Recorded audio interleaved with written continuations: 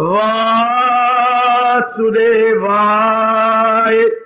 हरिये परमात्मने प्रणक्लेशनाशाय गोविन्दाय नमो नमः गोविन्दाय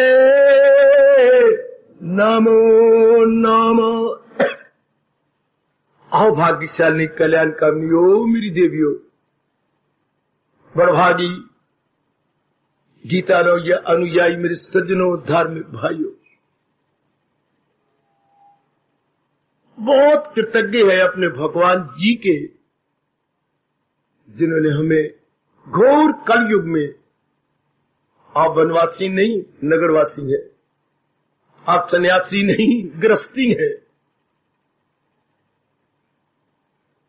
आप मोह में है निर्मोही नहीं, निर्मोही धीरे धीरे होते जा रही है। भगवान ने पता नहीं किस गुण को देखा है आप में, अपने चोटी के ज्ञान को प्रदान किया। फिर चूंकि गीता जी का ज्ञान बहुत कठिन है, तो जितना मेरे मालिक ने मुझे एकांत में समझाया, मेरी भी अहोभाग्य जो समझाने के लिए मुझे चुन लिया। बड़ी कृपा भगवान की, कभी सोचा भी नहीं था कि मैं प्रचारक बनूंगा, और वो भी भगवान की वाणी का। आप पर और मेरे पर विशेष कृपा गए, दयालु कृपालु इष्टदेव महाराज जी। ये कृपा साकार रूप में प्रकट हुई है, और फिर ये लगन लगा दी कि हमने तर जाना है। फिर उसके साथ ये जो 18वां अध्याय मुक्ति प्रदाता प्रदान किया, किस जुबान से शुक्रिया करें अपने मालिक। सचमुच ये हमारे पे लागू हो रहा है, जो महापुरुषों ने डबडबाई आंखों से कहा था, ये देखा मैं अपने ताई कुछ नहीं हो अपने पल्ले, और ये देखा मैं बख्शिश तेरी दाता बल्ले बल्ले बल्ले बल्ले। बड़ी बख्शिश है मालिक की, बड़ी कृपा है भगवान, बड़ी दया भगवान। अभाग्यशाली देवियों, बड़भागी मेरे सज्जनों, और देखिए कहां तक मैं मालिक की बख्शिश का वर्णन करूं। आजकल मैं सवेरे 10 से 12 बजे तक आपको मिल रहा हूं 2 घंटे के लिए। आज उन 2 घंटों में मेरी गीता नगरी वाले आए और एक फरमाइश लेके आए। ये वो फरमाइश है जो मैंने अपने इस प्रचारक के जीवन में पहली बार उनसे सुन रहा हूं। हमने ऐसा पुण्य नहीं किया, मालिक खामखा में पुण्य दे रही है, और मेरे जैसे में जो एकांत में रहने वाला है, मेल मिलाप ही कोई नहीं, कहीं मेरे से किसी से कोई कांटेक्ट ही कोई नहीं, सिवाय एक प्रचार करने के, बस आना जाना नहीं। और मेरे के गीता नगरी वाले 80% इंटरेस्टेड ही नहीं है इधर, अपनी धुन में मस्त है। 20% है सिर्फ जो भगवान के प्यारे बनते हैं, गीता जी सुन जाती है। ये वो इतना बड़ा पुण्य हमें दे गए हैं, बहुत बड़ा पुण्य है, बहुत बड़ा पुण्य। सबसे बड़ा पुण्य होता है ज्ञान दान, जो मेरे भाग जागे, जो भगवान मेरे से करवा रहे हैं। उसके नंबर 2 पे होता है अन्न दान, जो आप समय अनुसार करते रहती हैं। उसके बाद होता है जल दान, जो हमारे से लगभग नहीं होता। उसके बाद होता है वस्त्र दान, जो आप करते रहते हो। फिर होता है भूमि दान, जो शायद कभी आपने किया हो। जब ये भवन बन रहा था तो अनेकों ने भूमि दी थी। आज वो फरमाइश हमारे सामने आई है, जिसके लिए मैं समय तो लग जाता है, पर ये तो हमें जीवन में पहली बार मौका मिला है। इसलिए कोई मेरा भाई ये न समझे समय बर्बाद नहीं हुआ। हमारा समय सफल हो गया कि आज हम ये सेवा करने जा रहे हैं, जल की, जरूर करेंगे दिलो जान से, सारी मेरी माताएं, मेरी बेटियां, मेरे बुजुर्ग, मेरे भाई करेंगे। ये सड़क जो धूलकोट स्टेशन वाली, कभी आप कई बार गुजरे होंगे, वहां पर बहुत बड़ी टैंकी लोहे की चादर की लगी हुई है। कई वर्ष पहले गीता नगरी ने मिल करके इकट्ठे करके वो लगवाई थी। आज कई वर्षों के बाद वो खराब हो चुकी है। उन्होंने टांकी भी लगवाई लेकिन लीकेज है। अब उन्होंने हमें मौका दिया है। एक बार तो हमने सबने लगवाई, गीता नगरी वालों ने, एक बार ये प्रेमी भी लगवाएंगे जरूर। बहुत बड़ा पुण्य, मालिक बड़े खुश होंगे कि हमने जल की सेवा कर डाली। अब हमने नई टैंकी बनवा करके वहां लगवा देनी है और पुरानी टैंकी पता नहीं क्या बनेगा उसका। तो ये सेवा मेरे जीवन में तो पहली बार आई है कि जल की सेवा, और वो भी ऐसी सड़क पर जहां दिन में कितने आदमी गुजरते हैं और पानी पीते हैं, जाती है। तो बड़ा भारी पुण्य, इतना भी पुण्य आपको मिले तो कितना पुण्य हो जाएगा रोज से। ये तो एक सूद हो गया कि रोज पानी मेरे पीने वाले आपको थोड़ा सा पुण्य दे देंगे। तो मैंने पूरी रुचि ले रहा हूं कि जितना ही खर्च होगा हम नई बनवा के इतनी बड़ी टैंकी वहां लगवा दें, और जो उस टैंकी में कमियां थी वो हम उसमें पूरी करवा देंगे। और मेरी माता और बेटियों, बुजुर्ग और भाई, और खासकर जिनको भगवान ने धन दे रखा है, वो इसमें छलांगे मारे, बढ़ जाए लेकिन कमी ना आए पानी में। ये इतनी बड़ी टैंकी हमने लोहे के टीन की बनवानी है, तो कोई बात नहीं, जने जने की लकड़ी और एक जने का बोझ। और ये पुण्य हम जरूर बटोरेंगे जल पान की, जल की जरूर। मैं भगवान से प्रार्थना करके आया हूं कि बढ़ जाए, कमी ना हो उसमें। जिनको भगवान ने धन काफी दे रखा है, मारो छलांगी और ये पुण्य अपनी जेब में नहीं, अंतःकरण में इकट्ठी कर लो। वक्त लगेगा लेकिन कोई महसूस न करना। पहले भी हम पुण्य बटोरने आए हैं, वो ज्ञान का पुण्य था, ये जल का पुण्य हो गया जो पहली बार हम भवन की ओर से कर रहे हैं। बढ़ चढ़ के इस जल दान में या जलपान में सेवा कीजिए और अपने धन को कमी, पहली बार मैं आपको कह रहा हूं क्या, और जल की। और बाकी भाइयों से मैं कहूंगा जिनको मेरे मालिक ने काफी दे रखा है, इतनी छलांग मारो कि बढ़ जाए, कमी ना आए। और मेरे बच्चे, चाहे हमें एक ढेला भी देंगे लेकिन जल में हम जरूर हिस्सा देंगे। भगवान आपका कल्याण करे और प्रभु से प्रार्थना है कि बढ़ जाए, घटे नहीं, मुझे दोबारा किसी को न कहना पड़े। हार्दिक धन्यवाद। काका ये जरा गिनते जाओ, मेरे बेटे दोनों भाई गिन आ जाओ। जितने मन को एकाग्र और जिस विशेष कार्य के लिए हम यहाँ आए हैं उसे हम पूरा होते हुए देखें। प्रसंग चला हुआ है मुक्ति का। हिंदू धर्म ही इसी को मानता है, बाकी ना जाने क्यों भगवान जाने मुक्ति को मानते ही नहीं। वो तो कहते कोई मुक्त होता ही नहीं, उनकी मर्जी, उनकी विचारधारा उन्हें मुबारक, उनकी मान्यता या कन्विक्शन उन्हें मुबारक। लेकिन सच्चाई ये कहती है, अनुभव ये कहता है कि जीव आवागमन के चक्कर में रहता है। तो अब जब ये बात है और हमने बड़ी एकाग्रता पूर्वक अपने इष्टदेव महाराज जी से पिछले अध्यायों में खूब सुना, सकाम रूप में सुना और निर्गुण निराकार रूप में सुना, सगुण साकार रूप में सुना, द्वैत रूप में सुना, अद्वैत रूप में सुना। अब उसका निचोड़, मेरे बुजुर्गों, मेरे भाइयों, माताओं, मेरी बेटियों, आप भगवान जी उसके लुबे लुबाब उसको इन शॉर्ट बता रहे गए। मेरे प्रभु मुझे जरूर शक्ति बख्शेंगे, मैं आपको विस्तार पूर्वक समझा सकूंगा। और आपके मन में उठ रहे वलवले किस रूप में, शंकाओं रूप में दूर करने की चेष्टा की जा रही है और की जाएगी। पहले मैं आपको बता चुका हूं और अब सारे के सारे गंभीरता पूर्वक जरा इस बात की गहराई में उतर जाना। किसने मुक्त होना है? ना तो शरीर में मुक्त होना है, जलेगा, पांच तत्व में समा जाएंगे, बिल्कुल स्पष्ट है, आप देख रहे हैं। अगर कोई कहे ये 5 तत्वों से कैसे बना है, जो चीज जिससे बनी होती है उसको वही चीज चाहिए। क्या 5 तत्व खा के जिंदा है कि नहीं? क्या इसको पवन नहीं चाहिए? क्यों नहीं? क्या इसको सूर्य की गर्माइश नहीं चाहिए? जिंदा ही नहीं रहते शरीर। क्या इसको जल का तत्व नहीं चाहिए? धरती की उपज नहीं चाहिए? क्यों नहीं चाहिए? एक भी तत्व ना मिले मेरे देवियों, मेरे सजो, तो इसका रहना, इसका मेंटेन करना हमारे लिए असंभव हो जाएगा। बिल्कुल।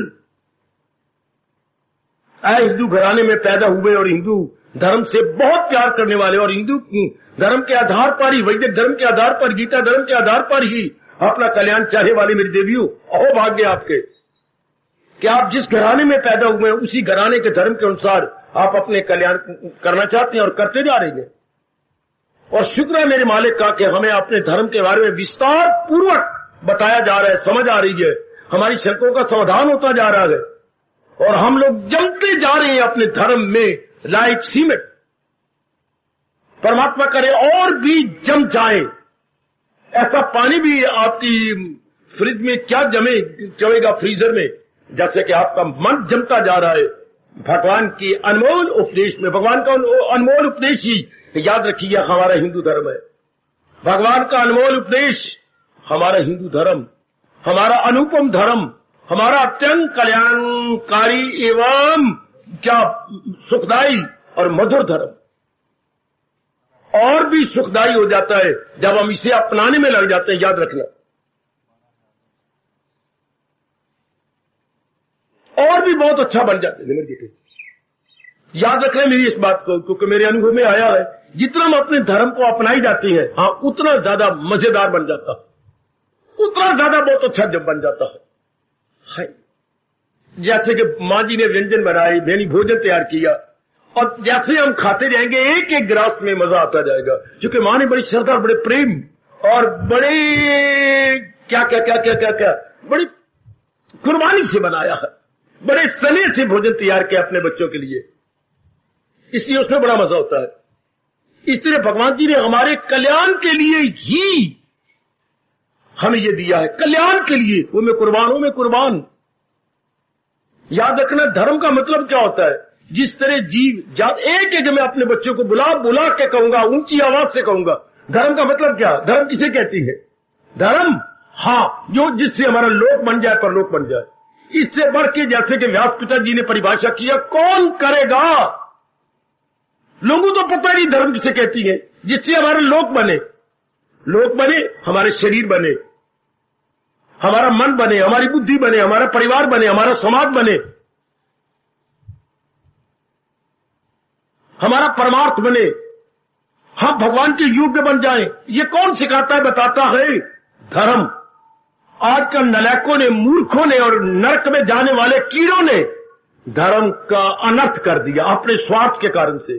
धर्म स्थानों को बदनाम करके रख दिया, कहां देनेदार बनेंगे? स्वार्थी मिल गए धर्म स्थान में, उसको हम धर्म स्थान भी नहीं कह सकते जहां स्वार्थी बैठे हुए हो, पेट पालू बैठे हुए हो, गृहस्थी के चलाने के लिए धर्म कमा रहे हो। परमात्मा की कसम ये दुकानदारियां बन के रह गई है। धर्म दुकानदारी नहीं थी, धर्म एक त्याग का स्वरूप था, धर्म एक ठोस कल्याण का साकार रूप था। और हमें बड़ा गौरव है कि ये स्थान गीता के कारण से हमारी इस मांग को जो परंपरा से चलती आ रही है पूरी कर रहा है, जिससे हमारा लोक बन जाए, हमारा परलोक बन जाए, उसे धर्म कहती है। हमारे अंतःकरण के विकार निकल जाए। विकार होती है बैड क्वालिटीज, जो हम सवेरी शाम बड़ी प्रेम से पुकारते हैं, विषय विकार मिटाओ वो पाप हरो देवा। वो हमारे धुल जाए। पाप किसे कहती हैं? अनुचित इरादे, अनुचित विचार, अनुचित क्रियाओं को पाप कहती हैं। अनुचित कभी ना भूलो। मैं आपको एक एक बात अनमोल बता रहा हूं, किसकी? अपने भगवान, अपने इष्टदेव की, अपने हिंदू धर्म की। मुझे बड़ा गौरव है कि आप अपने धर्म के बारे में एक एक बात विस्तार पूर्वक जान करके सिर्फ जानकारी नहीं कर रहे, अपनाने की भी चेष्टा कर रहे हैं। यह हरियाणा में, मुझे भगवान की कसम, पहला स्थान है जहां जीवों को जानकारी भी गए और अपनाने में कमी नहीं छोड़ रहे। जिंदाबाद, जिंदाबाद। जितनी माझी बुद्धि और ताकत मुझे भगवान ने दी है, मैं सारे अपने हरियाणा में घुमा के देख रहा हूं। कितना गौरव है मुझे और आपको कि यह पहला स्थान जहां अपने धर्म, हिंदू धर्म के बारे में जानकारी भी हो रही है और साथ अपनाया भी जा रहा है, अपने जीवन में उतारा भी जा रहा है। बहुत अच्छे। ये भगवान जी ने हमें मौका दिया। पता नहीं कौन से पुण्य हुए हमारे से, जिसको देख करके भगवान जी ने वो उपदेश दिया जो उन्हें अवतार लेकर के जीवों के कल्याण के लिए दिया। अवतार लेकर जीवों के कल्याण के लिए दिया। धर्म का मतलब भी होता है कल्याण। भोजन का मतलब क्या होता है? भूख दूर करना। जल का मतलब क्या होता है? प्यास को दूर करना। कपड़ों का मतलब क्या होता है? सर्दी गर्मी से बचने का साधन। मकान का मतलब क्या होता है? मकान का मतलब होता है गर्मी से, बरसात से, ओलों से बचने का साधन। ये सारी चीजें क्यों बनी है? हमारे सुख के साधन है। रोटी, कपड़ा और मकान हमारे सुख का साधन। मेरी देवियों, मेरे सज्जनों, पढ़ाई आप क्यों करते हैं? भविष्य को उज्जवल बनाने के लिए, ताकि आप किसी के आगे बेग न करें, किसी के आगे आपको मांगना न पड़े। Very good. ये सारी चीजें हम क्यों करती हैं? हम शादी क्यों करती हैं? दुख सुख के साझी बनाने के लिए। जिन्हों की पिछले जन्म की अच्छी साधना होती है, वो उसको साझ नहीं चाहिए, उनके भगवान ही उनके बन जाते हैं। क्या? उनके पार्टनर। वरना आम आदमी शादी करते ही इसलिए, कोई दुख में साथी हो, कोई सुख में साथी हो। लेकिन आजकल हमारी दृष्टि बड़ी गंदी हो गई, सिर्फ शरीर प्यार बन के रह गई। इसलिए नाना प्रकार के दुख, नाना प्रकार की बीमारियां, नाना प्रकार के क्लेश आजकल शादियों से पहले हमारा दृष्टिकोण ही गलत हो जाता है। वरना शादी का मतलब ही था दो पार बनने, दाया और बाया पर, श्रीमान श्रीमती, और पार मार के लोग का फर्ज पूरा करके परलोक की तरफ ध्यान देना। आज केवल कंचन में, कामनी में, कीर्ति में ध्यान रह गया, जिससे क्या आदि व्याधि उपाधि जोरों से बढ़ते जा रहे, जिसको आप बेवकूफी से अंग्रेजों के शब्द बोले लगे टेंशन। ये आपकी मां मूर्खता है। ये टेंशन नहीं, ये आदि व्याधि और उपाधि शब्द कहना चाहिए। शारीरिक, मानसिक और पारिवारिक क्लेश, दुविधाएं, रसाकशी क्यों हुई? जो कि हमने, हमारी जो मेल मिलाप है वो बड़ा गंदा है, बहुत ही खराब है। ये होना चाहिए था धर्म के आधार पर। और फिर मैं धर्म के लिए कहूंगा, जो लोक परलोक बनाए उसे धर्म कहती है। लोक के सारे फराइज पूरे कर दे और परलोक अर्थात भगवान जी के योग्य बना दे, उसे धर्म कहती है। धर्म अटल नियमों का नाम है जो भगवान जी ने प्रकट किए। आज नालायक आदमी, मूर्ख आदमी, नरक में जाने वाले नरक के कीड़े धर्म की परिभाषा भी ऐसी गंदी कर रहे गए, सचमुच कहां देनेदार बनेंगे ये? भगवान इनको कभी नहीं छोड़ेगा। कईयों को गलत फहमी में डाल दिया इन्होंने, और जो दुनिया वाले गए गृहस्थी है, वो ऐसा पत्नी क्या समझती है, उन पर, मूर्खों पर विश्वास कर लेती है कि ये जो धर्म की परिभाषा दे रहे हैं गलत, बिल्कुल गलत, को समझ ही कोई नहीं गलत क्या। और जो हमारे महर्षि वेदव्यास ने दिए, मैं सच्चाई के आधार पर कह रहा हूं, दी बेस्ट, जिससे लोक परलोक जीव का बन जाए, वही धर्म कहलाए। भगवान जी ने इसीलिए प्रकट किया। वो देखिए, कहते हैं मैं क्यों अवतार लेता हूं? भलों को, आप जैसे बुरों से बचाता हूं मैं। बुरे आदमी, बुरी वृत्तियां पहले कहिए, भैया वृत्तियां, काम, क्रोध, मोह, लोभ, अहंकार, निंदा, राग, द्वेष, पहले इनको कहिए बुरी, जो हमारे सुख में, आराम में, चैन में, मुक्ति में बाधा है। पहले ये बुरे, फिर बाढ़ के बुरे, जो कामी है, लोभी है, अहंकारी है, दुर्योधन जैसे, दुशासन जैसे।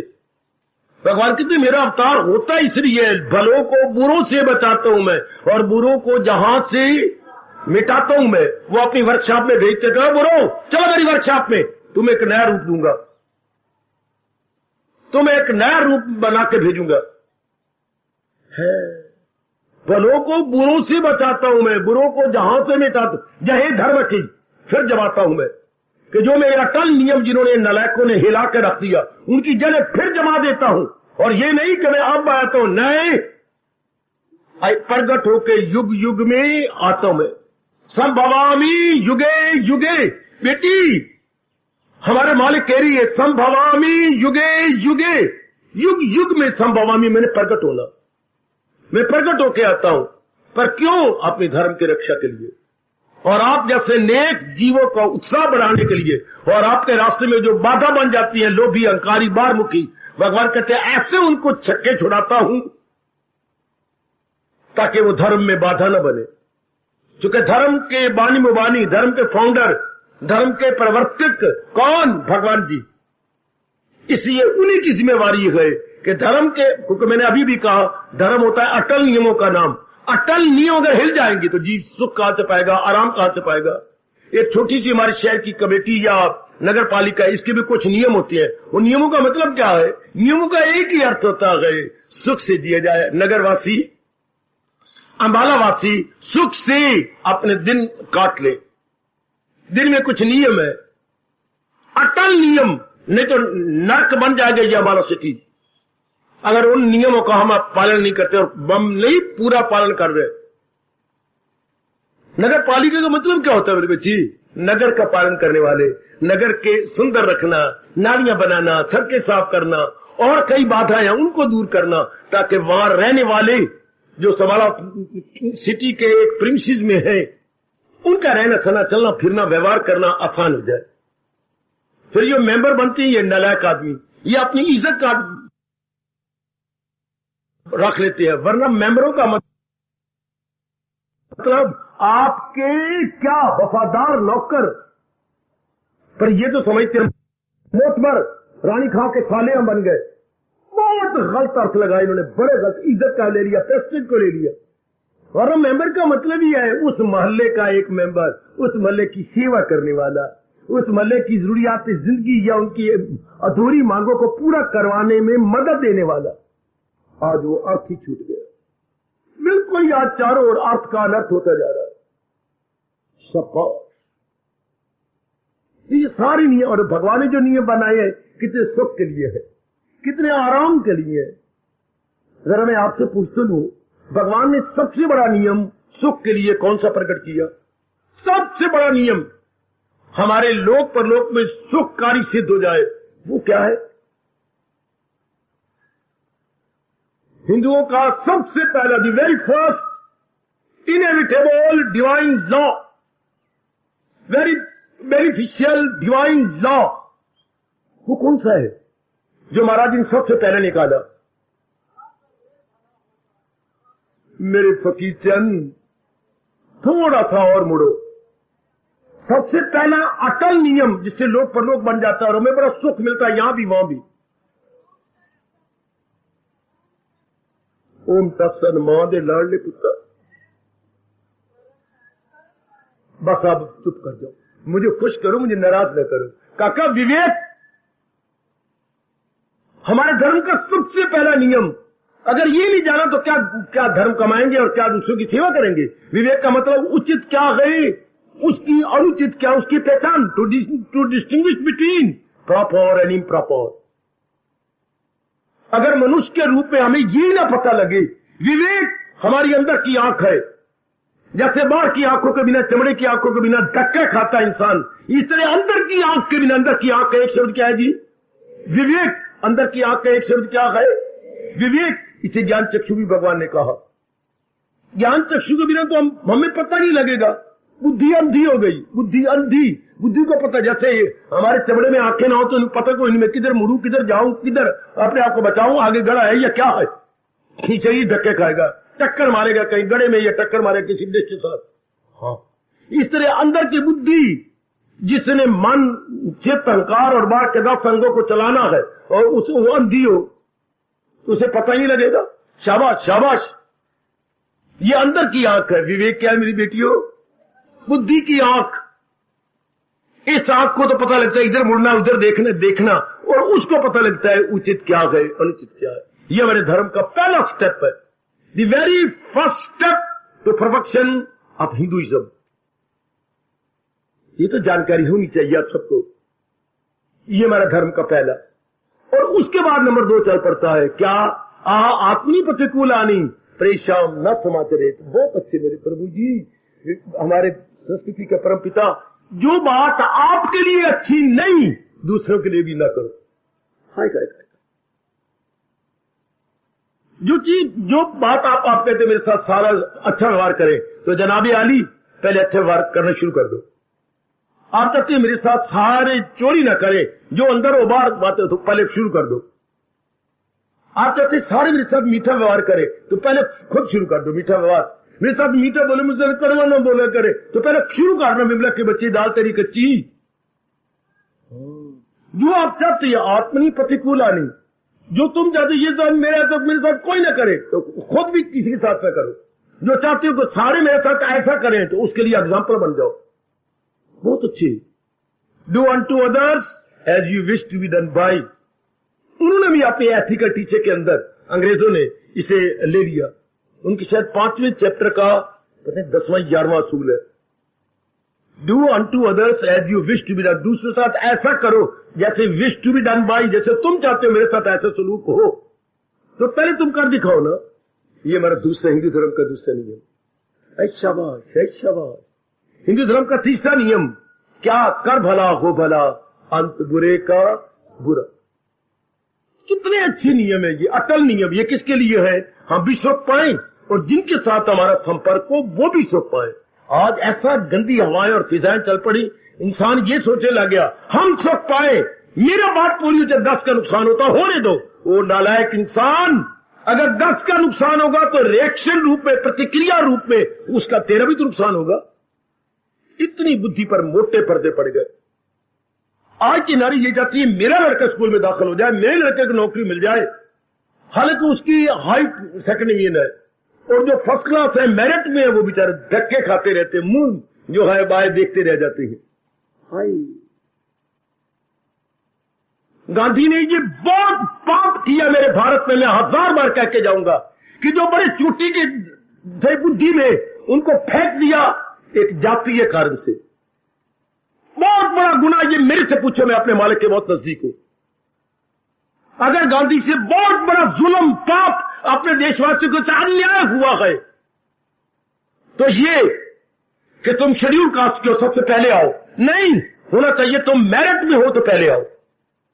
तो बुद्धि तुम्हारी शानदार है तो you must be selected number 1। अपने देश के अंदर एक जाति को लेकर के गांधी, ये भगवान तुझे क्षमा नहीं करेंगे। मेरे देशवासियों की बद्दुआएं तुझे लग रही है गांधी। मैं भी कुछ सच्चाई से कह रहा हूं। हर एक आदमी को आना चाहिए अपने मेरिट से, अपनी लियाकत से, अपनी बुद्धि से आ जा, अपनी दानाई से आ जा, अपनी इंटेलिजेंस से आ जाना। मेरी 80% नंबर है और उसके सिर्फ 36% नंबर है तो उसको वो सीट मिल रही है जो सबसे पहले मुझे मिलनी चाहिए। और मेरा जो मेरिट में आना सब मिट्टी खाते और खूह खाते जा रहा है। मैं बड़ी शुभ भावना दे रहा हूं और ये नियम जल्दी टूटेगा।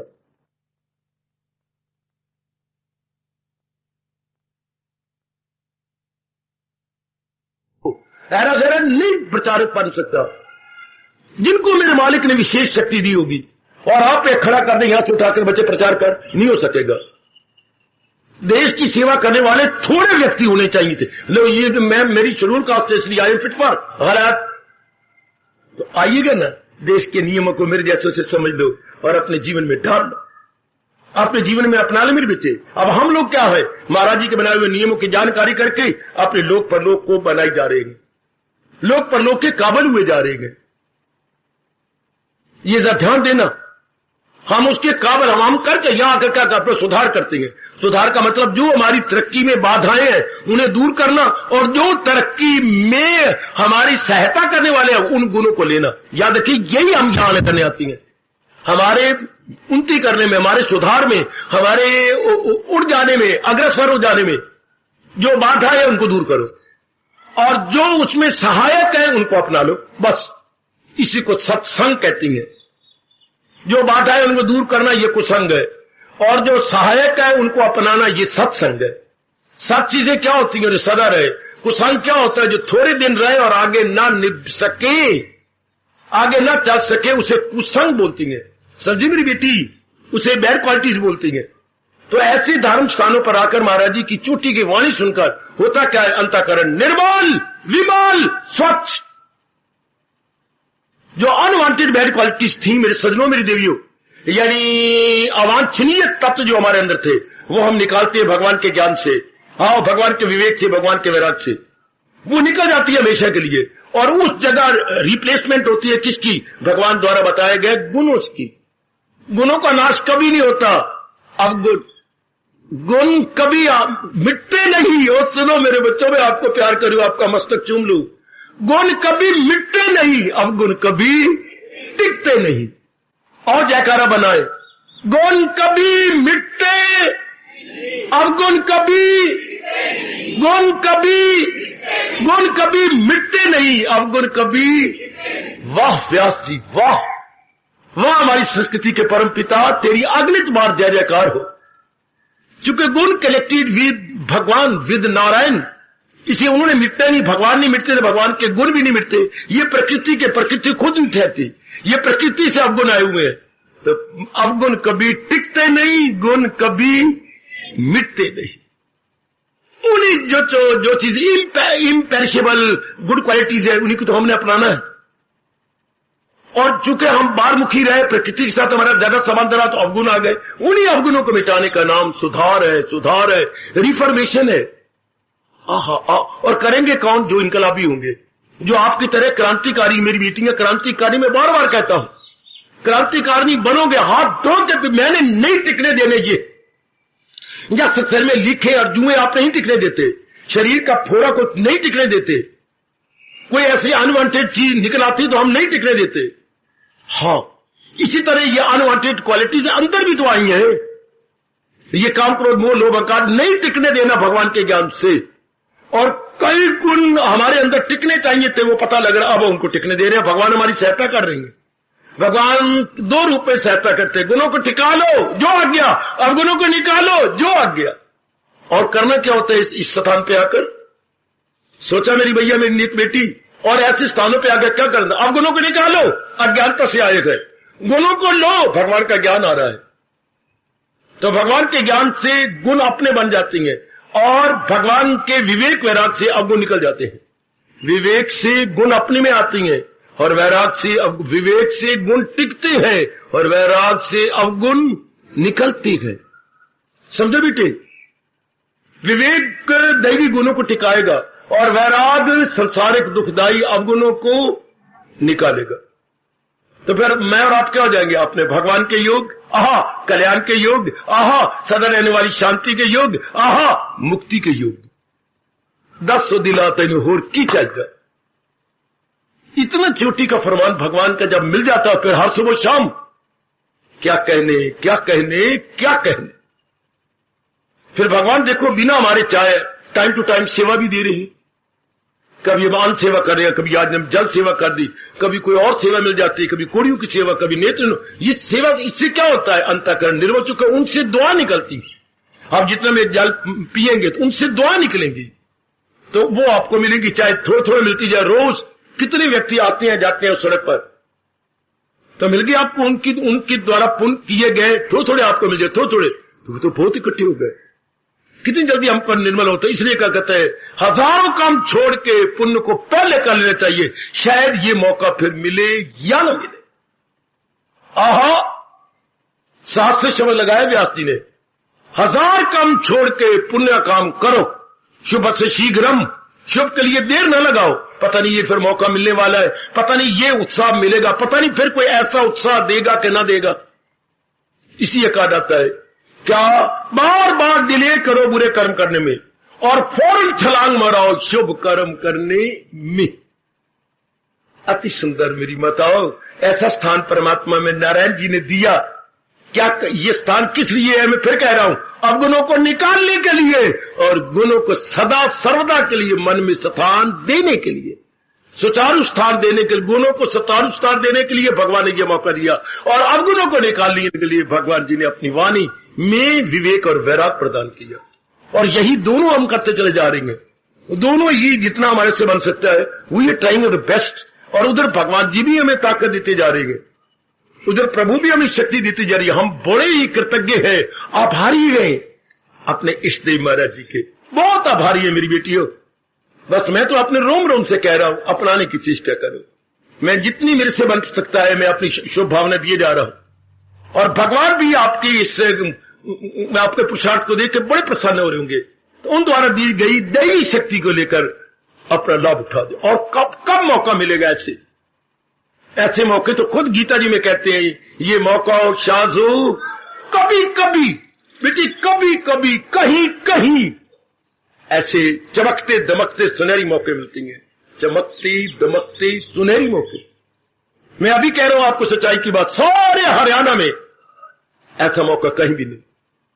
आपने सारे हरियाणा में जितना मौका प्रभु जी ने मुझे और आपको दे रखा, पता नहीं कौन से हमारे शुभ कर्म हुए कि भगवान देखकर इतने प्रसन्न हो रहे हैं। इतने बढ़िया मौके तर जाने के, निर्मल होने के, अवगुणों को निकालने के और गुणों को अपना स्थान देने के। वाह मालिक, वाह वाह मेरे दाता, वाह कितनी कृपा है भगवान की, कितनी दया है भगवान की। क्यों ना कल रोम रोम हम कृतज्ञ हो जाए भगवान के। आए खाए कहाँ कर्जा उतारेंगे जो मालिक हमारे ऊपर डाली जा रही है। ये ऋण कौन उतारेगा मेरी बेटी, हमसे नहीं उतर पाएगा। आओ अपने रोम रोम से बोलो और प्रेम में भरकर अपने रोम रोम से उच्चारण कीजिए। ओ गीता मेरी जान गए, ओ मेरी शान गए, इसे छोड़ूं कैसे, कृष्ण की पहचान यही गो मुख मोड़ूं कैसे। गीता मेरी, हर कंठ से ये ध्वनि निकले, हर कंठ से। बहुत अच्छे, बहुत अच्छे।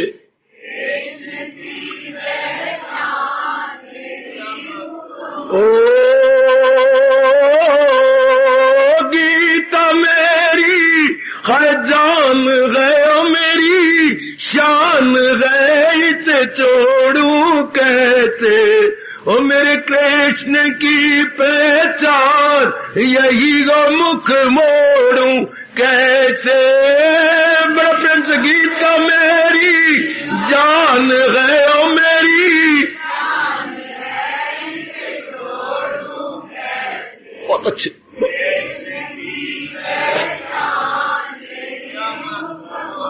ओ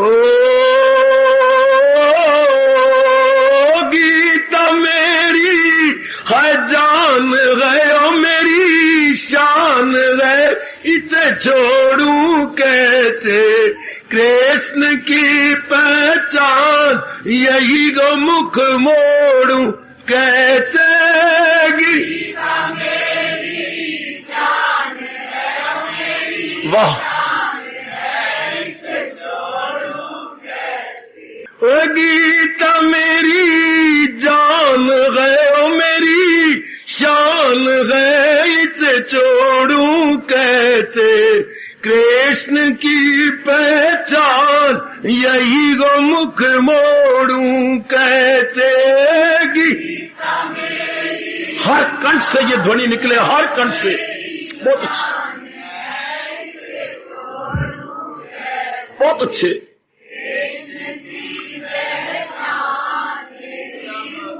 ओ गीता मेरी है जान गए, ओ मेरी शान गए, इसे छोड़ूं कैसे, ओ मेरे कृष्ण की पहचान यही गो मुख मोड़ूं कैसे। बड़ा प्रेम से गीता मेरी जान गए, ओ मेरी, बहुत अच्छे।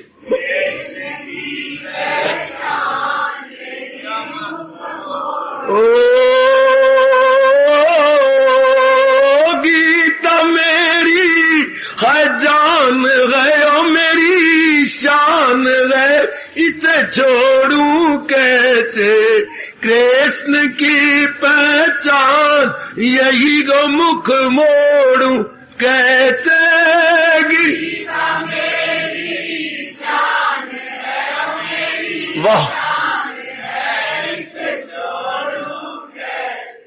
कृष्ण की पहचान यही गो मुख मोड़ूं कैसे।